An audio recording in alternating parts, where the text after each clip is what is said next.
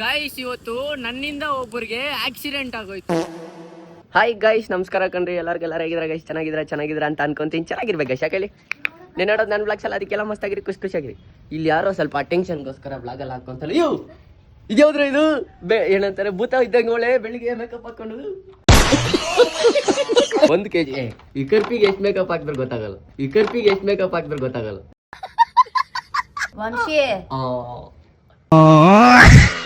Guys, ನನ್ನ ಕೂದಲಲ್ಲಿ colour ನೋಡಿ ಇವಾಗ ಏನು ಸಕ್ಕತ್ ಹಾಕೊಂಡು.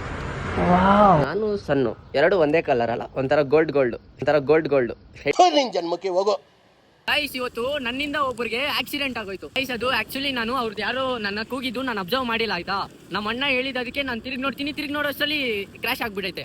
ಅವ್ರು ಏನ್ ಮಾಡಿದ್ರು, ನಾನು ಹಿಂಗೆ ನೋಡ್ಕೊಂಡಿದ್ದು ಯಾವುದೋ ಪಾಪ ಯಾವ್ದು ಇನ್ನೋವಾನೋ ಇಲ್ಲ ಫಾರ್ಚುನರೋ ಯಾವುದೋ ಗೊತ್ತಿಲ್ಲ, ಅದಕ್ಕೆ ಹೋಗಿ ಗುದ್ಬಿಟ್ರು.